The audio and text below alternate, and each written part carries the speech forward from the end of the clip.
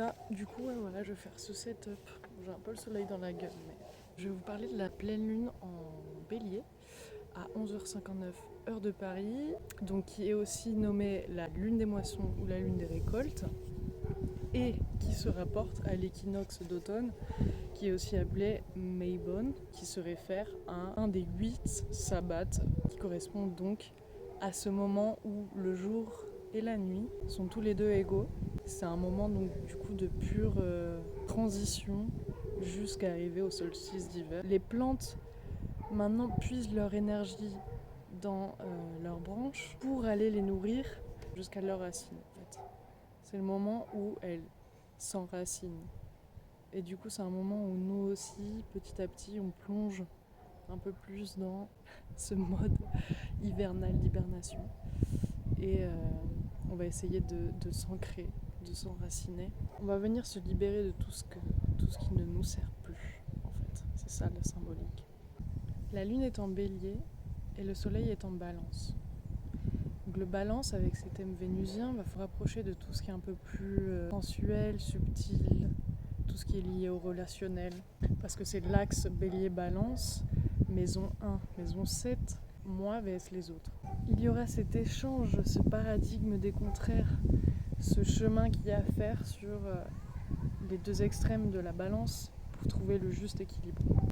Il y a Mars aussi qui est dans la balance. Donc Mars se rapporte au bélier, mais il est dans le signe de la balance qui accompagne le soleil. Il est conjoint au nœud sud, ce Mars. Il y a un impact de guérison, il y a un impact de travail, ce mot est lourd. Il y a un impact de travail envers une guérison. Chiron, c'est ça. C'est en traversant la douleur qu'il rencontre finalement la fin de la souffrance. Il y aura peut-être sûrement d'ailleurs, des envies d'impulsion sauvages, on ne sait pas trop d'où elles sortent, qui auront besoin de se défouler parce qu'en fait, le nœud sud, il a cette notion karmique, en fait. Et donc du coup, si on va rencontrer certaines personnes ou conflits, certaines oppositions, ça va nous rapporter un peu à des schémas répétitifs de nos vies qu'il faut arriver au bout d'un moment à dénouer. Il a regardé de près parce qu'il va nous montrer quelque chose ou quelqu'un qui se rapproche d'une dépendance, parce que ça concernera en tout cas un empêchement dans la progression personnelle, mais aussi relationnelle. Avec ce Mars conjoint de nœud sud est une invitation à l'individualisation. Il va falloir avoir cette idée de détachement. Alors du coup, ça va rejoindre le transit de Vénus carré Uranus, qui fait peur souvent, et notamment cet été, parce que déjà il y avait Vénus rétrograde. C'est un aspect censé mettre la lumière sur des choses qui n'ont pas été révélées, des choses que l'on n'a pas dit, ou que notre partenaire, notre professeur, notre parent ne nous a pas dit, quelque chose qui s'était enfoncé sous terre et qui va rejaillir. Il y a pas mal de trucs potentiellement bouleversants. Tout est activé dans l'axe du bélier-balance, avec cette notion de moi, je, tu, nous, et comment on fait pour trouver le juste milieu entre les deux. Grande question.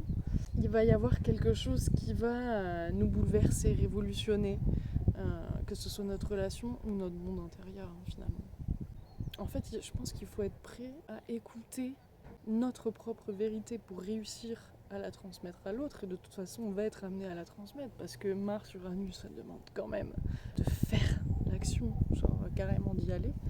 Mais du coup il faut être prêt, nous, à communiquer notre vérité, mais à entendre celle de l'autre aussi, forcément. C'est pour ça que les relations sont dans le feu, parce qu'il y a toujours cette idée de travail avec l'autre, de collaboration. D'ailleurs le soleil est conjoint à Pallas Athéna, qui est un astéroïde.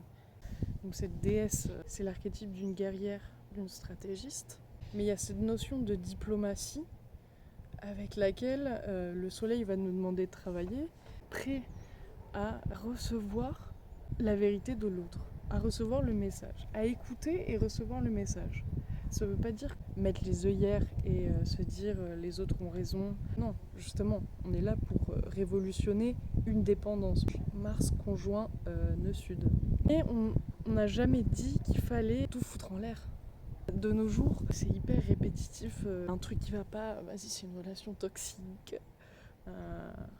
c'est fini parce qu'on n'arrive pas à se comprendre. Genre ok, genre c'est hyper valide. Il y a des choses qui arrivent dans la vie. Enfin voilà, genre typiquement les relations d'antan. Ça fait des années de mariage qu'ils sont ensemble, ils se sont jamais quittés. Il y a eu des hauts débats, bien évidemment. Mais il y a cette notion aussi voilà, de travail, de collaboration, d'entente, de compromis avec l'autre pour faire justement maintenir et faire marcher le truc. Si ça marche pas, bah, ça sert à rien de le maintenir. Mais est-ce qu'il n'y a pas des choses qui valent le coup d'être travaillées, d'être mises en lumière, d'être entendues et acceptées en fait finalement.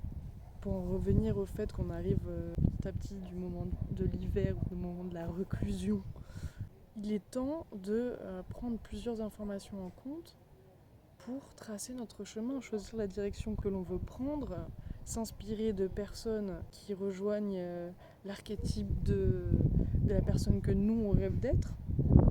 Et en fait c'est ça, c'est la balance aussi, elle est maligne parce qu'elle arrive à piocher plusieurs informations, elle arrive à calquer sur les autres et finalement genre, elle en fait ce qu'elle veut, elle crée le sien. C'est son aspect actif, social, jovial du collectif. Alors elle n'est pas toujours elle en balance, juste parce que bien souvent aussi ça lui arrive d'en faire trop pour les autres et de s'oublier elle-même parce qu'elle a oublié son bélier intérieur. Mais il y a cette notion de collaboration et de prendre en compte l'autre, surtout si ça a à voir avec le nœud sud connecté à Mars. On a quelque chose réellement à apprendre parce qu'il faut arrêter avec ce schéma répétitif qui tourne en rond et on est toujours là à se demander merde, pourquoi ça m'arrive? Ou alors même, on sait déjà pourquoi ça arrive, on sait déjà les erreurs qu'on fait, mais on continue à répéter le vice. Qu'en est-il de la lutte, du conflit, du combat que nous nous permettons d'avoir pour admettre que nous nous sentons incompris? Probablement des choses que l'on n'a pas dit sur le moment mais que l'on a ressenties vont ressurgir potentiellement dans nos relations, encore une fois. Et c'est pas genre relation romantique, toujours en couple dans cette société, non. Ça peut être des relations professionnelles, des relations amicales, des relations familiales et une relation individuelle, c'est-à-dire avec soi-même, un dialogue entre toi et toi.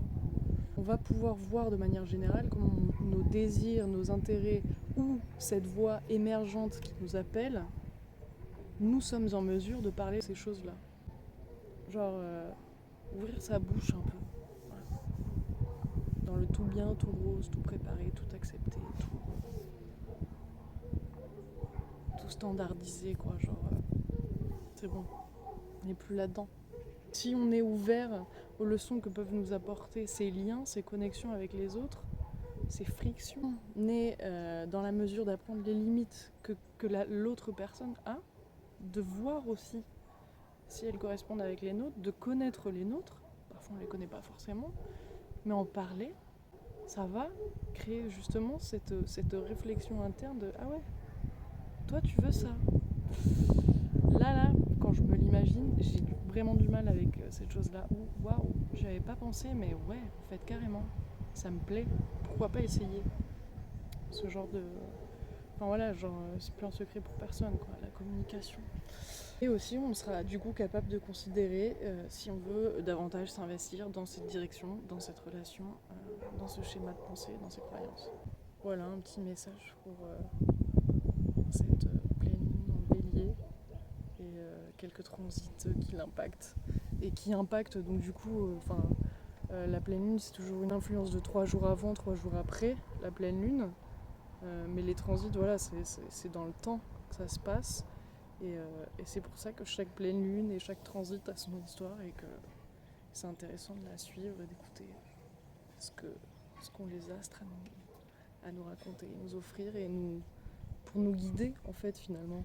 C'est pas tant de prendre en compte tout ce que le ciel nous dit, il suffit de prendre justement comme la balance les informations qui nous servent et d'y aller quoi. Bonne pleine lune.